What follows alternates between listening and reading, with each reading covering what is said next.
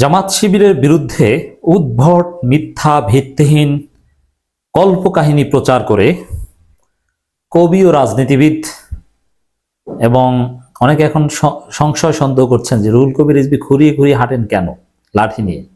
এটা কি নাটক না আসলেই প্রয়োজন? আমি সেটা বলছি না এবং বলতে চাইও না। রুহুল কবির রিজভীকে মানুষ একেবারে উলঙ্গ করে ফেলছে, তার লাঠি বর্দা নিয়েও এখন জনগণ সন্দেহ করছে। কারণ রিজভী যে কবিতা আবৃত্তি করেছেন আজকে, আমি যখন কথা বলছি যে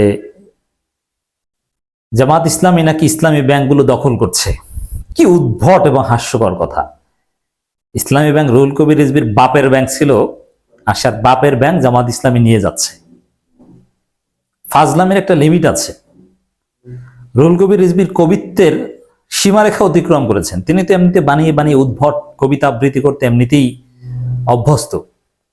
কিন্তু ইসলামী ব্যাংকগুলো জামাত ইসলামী দখল করছে। আপনি চিন্তা করেন যে মাথায় কতটা ঘিলু থাকলে, কতটা সমস্যা হলে, মানসিকভাবে কতটা বিপর্যস্ত হলে এই উদ্ভট কথা বলতে পারে।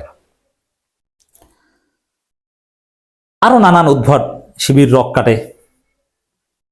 এখন আবার জামাত ৭১ স্বাধীনতা বিরোধী। তাহলে জামাতের সাথে জোট ছিল কেন আপনাদের? এই ৭১ স্বাধীনতা বিরোধীদের গাড়িতে পতাকা তুলে দিয়েছিল কেন খালেদা জিয়া? মন্ত্রী বানিয়েছিল কেন? কেন জোট করেছিলেন? তখন মনে ছিল না, এখন খোটা দেন? তো দর্শক, আরো নানান কথা বলেছেন। এই কথা বলে রুহুল কবির রিজভী বেকায়দায় পড়েছেন। কি বেকায়দায় পড়েছেন? জামাত ইসলামী জিতে গেল, জামাত ইসলামের বড় বিজয়।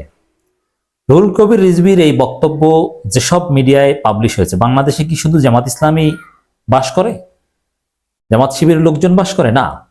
বাংলাদেশের সবচেয়ে বড় দল বিএনপি। বাংলাদেশে ফেসবুক ইউটিউব চালায় কি শুধু জামাত ইসলামী না বিএনপিও? বিএনপির লোকজন বেশি চালায়, কারণ বিএনপির লোক বেশি, স্টিল বিএনপির লোক বেশি। কিন্তু রুহুল কবির রিজভীর এই বক্তব্যের পক্ষে বিএনপির লোকজন কোনো যুক্তি, তথ্য, প্রমাণ দিতে পারছে না বা কেউ দিতে আসছে না। রুহুল কবির রিজভী একপাক্ষিকভাবে ট্রলের শিকার হচ্ছেন, তাকে নিয়ে মানুষ ফান করছে এখন।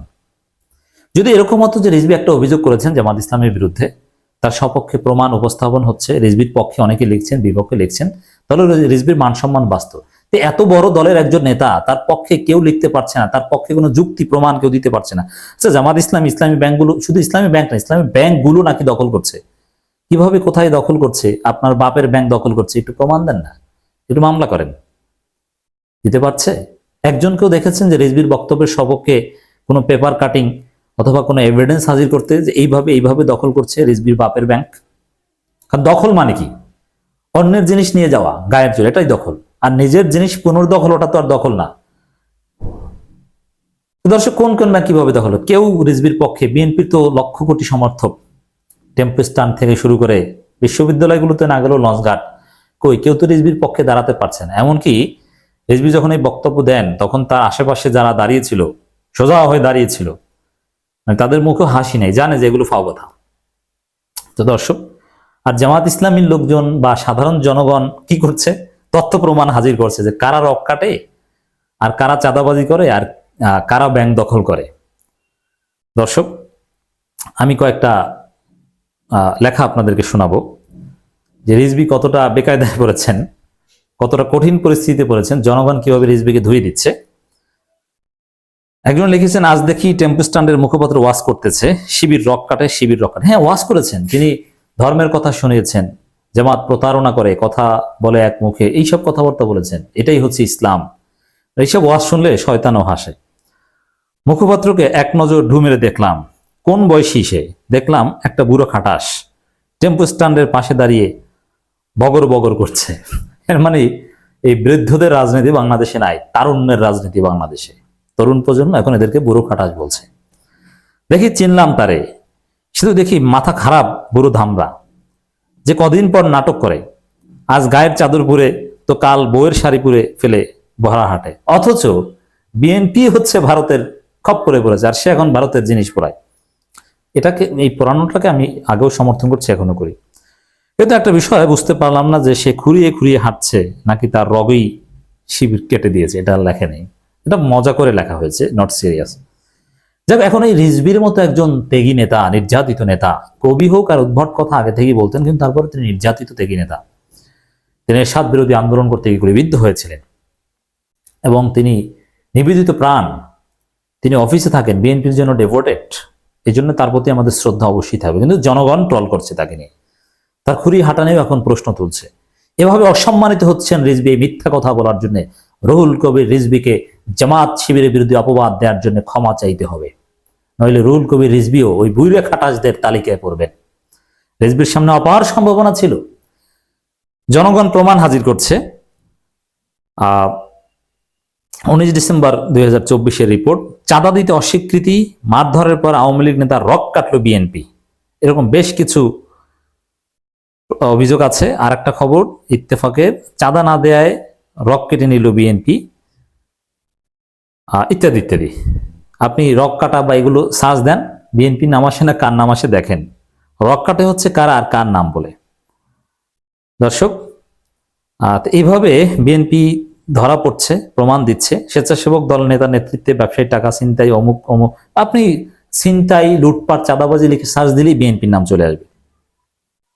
আওয়ামী লীগকে ছাড়িয়ে যাচ্ছে চাঁদাবাজি লুটপাটে, আর তারা বলছে বিএনপি নাকি, জামাত নাকি চাঁদাবাজি করছে। হাস্যকর কথা। এবং দেখেন, এই যে ইসলামী ব্যাংক জামাত লুট করছে বা অমুক তমুক, প্রমাণ দেন। আর প্রমাণ এসেছে 5 আগস্টের 5 দিন পর ইসলামী ব্যাংক দখলের নেতৃত্ব দিচ্ছে যুবদল নেতা নয়ন। ঢাকা মহানগর দক্ষিণের সেক্রেটারি রবিউল ইসলাম নয়নের নেতৃত্বে আগ্নেয়াস্ত্র সহ ইসলামী ব্যাংকের হেড অফিসে হামলা চালায়। কিন্তু ইসলামী ব্যাংকের 7 জন কর্মকর্তা কর্মচারী গুলিবিদ্ধ হয়, গুরুতর অবস্থায় হাসপাতালে চিকিৎসা নেয়। এবং যুবদল সভাপতির বিরুদ্ধে 200 কোটি টাকা এসালমের কাছ থেকে ঘুষ নেওয়ার অভিযোগ। আবার এসালমের গাড়িতে কে চড়েছে, এসালমের গাড়িটারি বা বিলাসবহুল অনেক কিছু সরিয়ে দিতে কারা সহায়তা করে বহিষ্কৃত হয়েছে জাতি জানে। আর জামাত কি করেছে একটু দেখান না, যে জামাত অমুক জায়গায় ইসলামের টাকা খেয়েছে, এভাবে বাঁচানোর চেষ্টা করেছে, গাড়িতে চলেছে, একটু দেখান। আমির জামাত কবে, বা জামাতের কোন নায়েবে আমির, কোন অ্যাসিস্ট্যান্ট সেক্রেটারি ইসলামের গাড়িতে চলেছে। আর ছবি সহ জামাতের লোকজন দিয়ে দিয়েছে বাঁশের কেল্লায়, যে কিভাবে কি করছে এরা, কোন কোন নেতা ইসলামী ব্যাংক দখলের সাথে জড়িত। ইসলামের টাকাকে কারা করতে চেয়েছিল, কারা কি করতে চেয়েছিল, এই যে ধরা পড়ে গেল।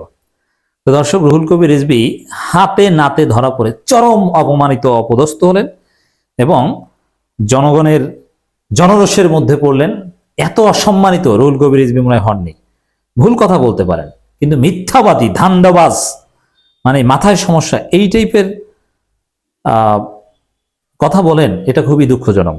আরেকজন লিখেছে, জনাব রিজভী হঠাৎ ওনার দলীয় নেতাদের ব্যাংক নিয়ে কেন খুব ঝাড়লেন, মানে এটা ট্রল করে লেখা। আব্দুল আউয়াল মিন্টু ন্যাশনাল ব্যাংক দখল করেছে এবং মির্জা আব্বাস তার ঢাকা ব্যাংক দখল নিয়েছে। ইসলাম, মানে মজা করে লেখা, এর মধ্যে মেসেজ। ইসলাম ব্যাংক এখনো মূল মালিকদের হাতে আছে কিনা নিশ্চিত নয়। আরটিভি দখল নিয়েছে টাকলা ওয়াহিদুজ্জামান, তাতে রিজভীর জলে কেন? আমি ডাক্তার জাহাঙ্গীর কবির, মির্জা ফখরুল রিজভী সবার ভক্ত, কারণ তার অর্গানিক কথা বলে। মজা করে লিখেছে, এর মধ্যে অনেক গভীর মেসেজ আছে। মানে কতটা ধান্দাবাজিমূলক, বাটপারি, তৃতীয় শ্রেণীর, থার্ড ক্লাস মিথ্যাচার রুহুল কবির রিজভীর এই বক্তব্য। জামাত ইসলামী নাকি ইসলামী ব্যাংকগুলো দখল করছে। আপনি চিন্তা করেছেন 71-এর স্বাধীনতা বিরোধী, এটা এক প্রকার মানা যায়, যে এটা নিয়ে বিতর্ক আছে, ঠিক আছে। বিএনপি যদি ভারতীয় বা আওয়ামী রাজনীতি করে করুক, আর জামাত 71-এর স্বাধীনতা বিরোধিতা করেছিল, এটা তো ঠিক। কিন্তু এটা নিয়ে যদি বিভাজনের বা অপরাজনীতি করে, ট্যাগের রাজনীতি করে করুক।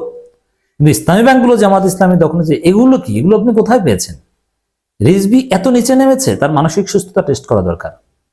আপনি কি অভিযোগ করছেন? জামাত চাঁদাবাজি করছে, হাটে বাজারে বিভিন্ন জায়গায়, এই কথা বলছে। দর্শক, কেউ কেউ বলছেন যে তারেক রহমানের যে বাসা ভাড়া লন্ডনে, সেটা নাকি এসালম গ্রুপ দিত। পরে 5 আগস্টের রাতেই এসালম গ্রুপ বলেছিল তারেক রহমানকে ইসলামী ব্যাংক দখল নিতে, কিন্তু তারেক রহমান নেননি। না নেয় নাকি ক্ষুব্ধ হয়েছে। এইসব হিসাব নিকাশে নাকি রুহুল কবির রিজভী এখন ইসলামী ব্যাংকের বিরুদ্ধে লেগেছে, ইত্যাদি ইত্যাদি। এরকম অনেক মজার মজার তথ্য বের হয়ে আসে।